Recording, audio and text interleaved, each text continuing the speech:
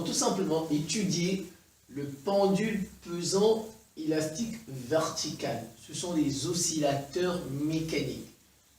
Pendule pesant élastique vertical. C'est parti. Le schéma avec quelques explications, l'étude du mouvement et on va terminer par les aspects énergétiques. Donc 3 petites parties. C'est parti. Vous avez un ressort ici qui est vertical. Le ressort, il est à vide et il est à l'équilibre. À vide, ça voudrait dire quoi? Qu'il n'y a pas quelque chose ici. On n'a pas mis une masse. On n'a pas mis un objet. Ah ben voilà, un objet. Voilà, donc, voyez, là, il est à vide. On dit ressort à vide, ressort à l'équilibre à vide. Ah ben, il est à vide, donc il n'y a rien là-dessus. Et il est à l'équilibre. Mais il est en équilibre, si vous voulez. Alors, regarde, il est là. Ça, on va dire sa hauteur, si vous voulez. Ah ben, ça s'arrête là. Maintenant, on va prendre un objet quelconque, un objet de masse M. Vous voyez cet objet, on va le placer ici. On va le placer, et voilà, on le place, il va s'étirer un peu. Il va s'étirer un peu, regardez, il était là. Le ressort va s'étirer un peu. N'est-ce pas, vous êtes d'accord? Si on a un ressort qui est à vide, un ressort, si vous ajoutez quelque chose quand même ici, ça, il va s'étirer, n'est-ce pas? Voilà, c'est ce qui se passe ici. Donc, on lui met une masse maintenant, un objet de masse M, il s'étire. On obtient une nouvelle, il y a maintenant, regardez, on était ici, maintenant on est là. Donc, en fait, il y a une distance qui s'est ajoutée. Regardez, de là jusqu'ici, il y a quelque chose qui s'est ajouté, une longueur, une distance. On va la noter x0. Voilà, c'est l'allongement. Voilà, on dit encore delta L. Voilà, donc je l'appelle x0, ça. Cette nouvelle variation de longueur là, j'appelle ça x0, de là jusqu'ici. Vous êtes d'accord? Mais quand on met un objet, on va dire ça comme ça, sur, comment je vais dire ça, sur un ressort, on aura tout simplement deux forces qui vont s'exercer sur l'objet. Il y a le poids, il va subir les effets de la traction, voilà, le poids P, vertical vers le bas, voilà, et il aura, on va dire, la tension du ressort, et donc le ressort va exercer une force qu'on appelle la tension du ressort. Si vous faites le programme, par exemple, mauritanien, on dit la tension du ressort. Mais si vous faites le programme français, dans le programme français, on dit la force de rappel du ressort. Donc je reprends. T, c'est tension du ressort pour ceux qui font, par exemple, le programme mauritanien. Ou bien, si dans votre programme, le professeur appelle ça T, la tension du ressort, appelez ça comme ça. Mais je précise bien, dans le programme français, on ne dit plus tension du ressort. Dans le programme français, c'est-à-dire de la France, on dit force de rappel. F, ça se note F. Donc je peux mettre ici F pour les élèves qui font le programme français. Voilà, donc dans le programme français, la force du ressort, on appelle ça la force de rappel du ressort. Dans le programme mauritanien plus précis, donc on dit la tension du ressort. Dans l'objet, vous voyez, il est soumis à deux forces, le poids P et la tension du ressort. Et bien voilà, et il y a eu une variation de distance ici qu'on appelle x0. Cela s'est allongé, le ressort s'est étiré d'une distance x0. Ah ben, x0. Alors maintenant ici, bon, je termine d'abord. On dit à l'équilibre ici. Quand il est à l'équilibre, l'objet, quand il ne bouge plus, on lui a mis quelque chose, il va s'étirer un peu, après il ne va plus bouger. Puisqu'il ne subit, on ne lui donne pas de l'énergie, il ne reçoit pas de l'énergie de l'extérieur. Donc on a juste mis, après on arrête. Tu vois qu'il ne va plus bouger. Alors maintenant on dit à l'équilibre, en charge, parce que là maintenant le ressort il est en charge, on lui a mis une charge, à l'équilibre en charge. La somme des forces extérieures est égale au vecteur nul. Il y a deux forces qui s'appliquent, qui s'exercent sur l'objet. Comme je l'ai dit, T et P, on dit la somme, c'est ça, la condition d'équilibre. La condition d'équilibre, c'est que pour que cet objet soit en équilibre, pour que cet objet ne bouge plus, soit immobile, il faut que P plus T soit égal au vecteur nul. La somme des forces extérieures qui s'appliquent sur le solide, sur l'objet, est égale au vecteur nul, tout simplement. Mais on dit le poids P, le vecteur P plus la force de tension T, ou bien la force F de rappel, est égale au vecteur nul. Alors, en valeur, qu'est-ce que ça donne? En valeur, qu'est-ce que ça donne? Ça donne P égale T. En valeur, ça donne P égale T. Regardez, ils n'ont pas le même sens. Voilà. Donc, je fais des remplacements. P, vous le savez très bien, c'est la masse fois G. Masse fois intensité de pesanteur. T, ou force de rappel, si vous voulez, F. En fait, c'est K, la constante de raideur du ressort, fois X0. Ça. Fois X0. Vous le savez. T égale Kx. N'est-ce pas? Mais ici, X c'est X0. Je l'appelle X0. M fois G égale K fois X0. Si je passe de tout ça de l'autre côté, j'obtiens 1G moins Kx0 égale 0. Donc tout ça, en fait, c'est nul. C'est ce que ça voudrait dire. Puisque je l'ai passé de l'autre côté, j'obtiens une équation. Vous êtes d'accord? Ça, c'est une équation. On dit tout ça, c'est nul.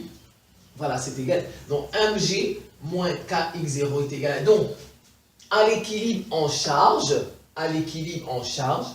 la somme des forces extérieures nous donne le vecteur nul. Voilà. Et si on trouve les valeurs, donc la différence, c'est-à-dire, regardez ça, c'est P moins T, vous êtes d'accord? P moins T, leur différence vaut 0. La différence, donc P moins T égale 0. En fait, ça, c'est P moins T. En fait, ce n'est que ça. Égale 0. Donc, vous pouvez dire, la condition à l'équilibre en charge, la somme des forces extérieures donne le vecteur nul, mais en valeur, leur différence est nulle.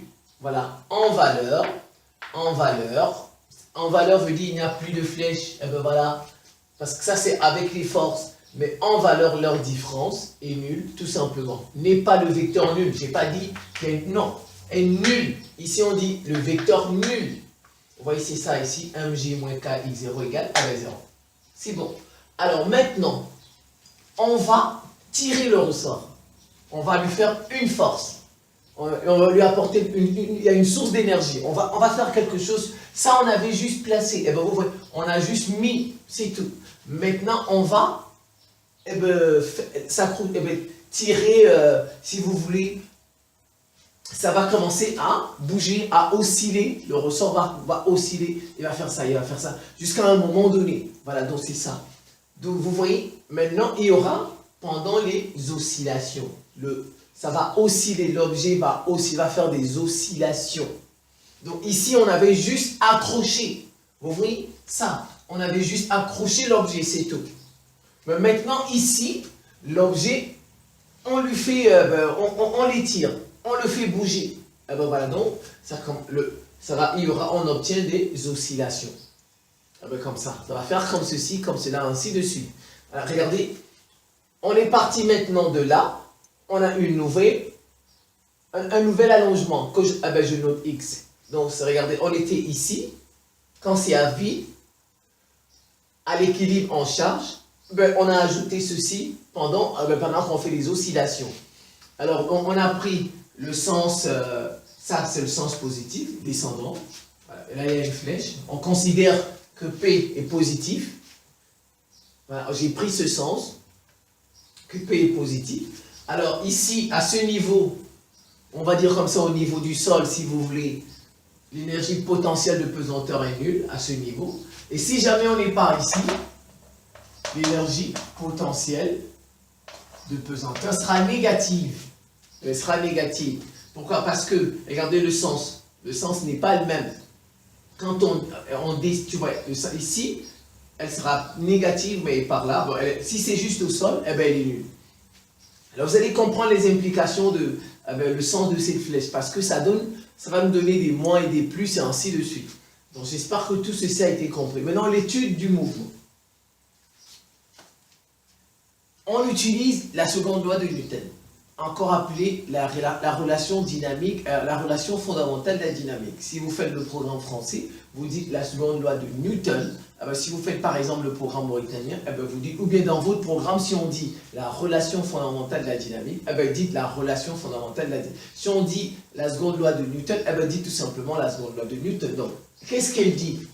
elle dit que la somme des forces extérieures est égale au produit de la masse par l'accélération. C'est tout. MA, somme des forces extérieures égale MA. Alors, si je fais des remplacements, quelles sont les forces ici? Ici, on est ici maintenant. C'est toujours P. Voilà, c'est toujours P et T. Les forces qui s'appliquent. Ici, je néglige les frottements. Hein. Ici, je néglige les frottements. Je dis qu'il y a absence de frottement. Donc, il n'y a que deux forces. J'ai pris le cas où on n'a pas de frottement. Donc, on n'a que deux forces. Le poids et la tension du ressort. Ou bien la force de rappel du ressort. Donc, alors, quelles sont les forces extérieures? Je dis bien, il n'y a pas de frottement. Ici, j'ai négligé les frottements. Si on ne néglige pas les frottements, ça change. On aura trois forces. On aura trois forces. On aura la tension, on aura le poids et on aura les frottements. Mais ici, on est en absence de frottement. Donc, on n'a que deux forces qui s'appliquent sur l'objet. Le poids et la force, on va dire comme ça, la force du ressort.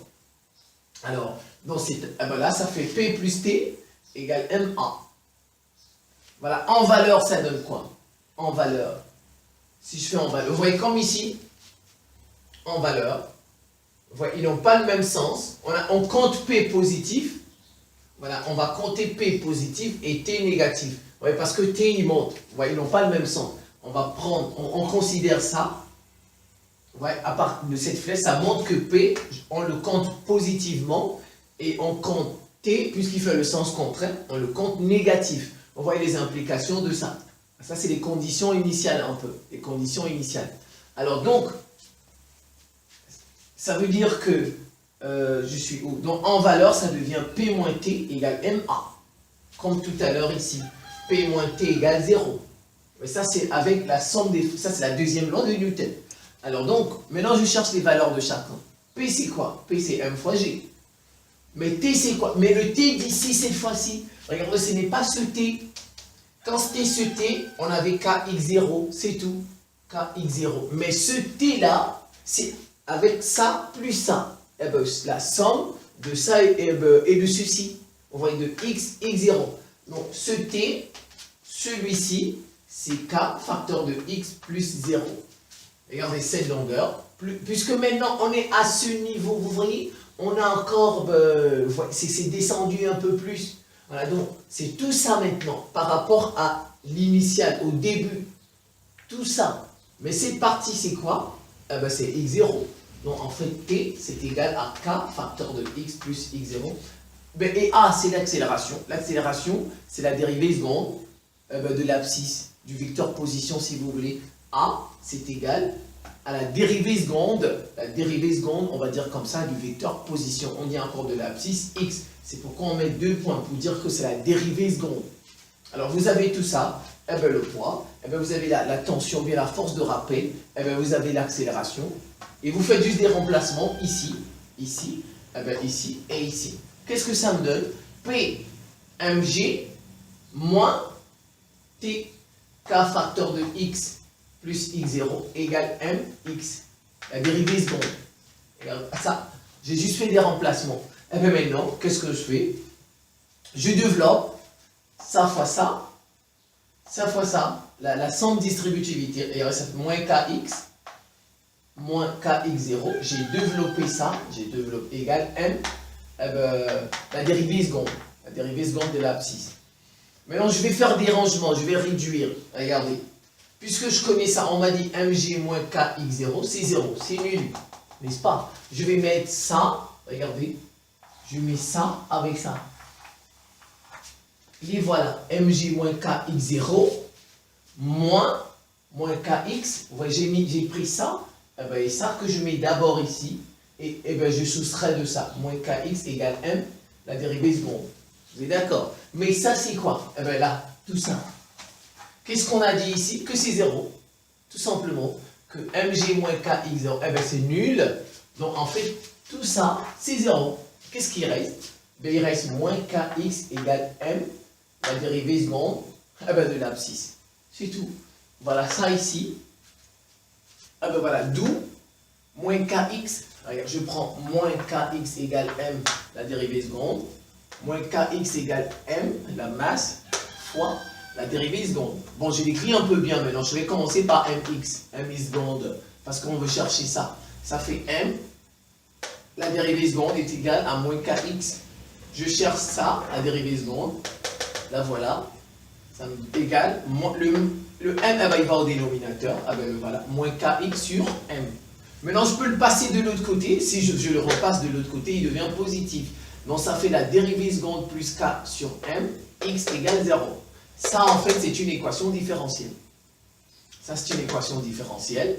Voilà, je peux remplacer ça, si je veux, par la pulsation. Je peux remplacer. Si vous voulez vous arrêter ici, donc ça fait la dérivée seconde plus k sur mx est égale, est nul.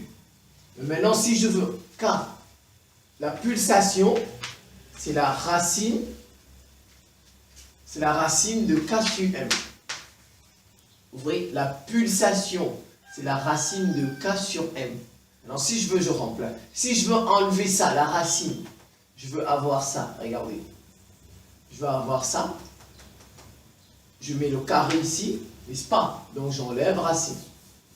Donc, en fait, la pulsation au carré, oméga au carré, c'est égal à k sur m. Donc, si je veux, j'enlève ça.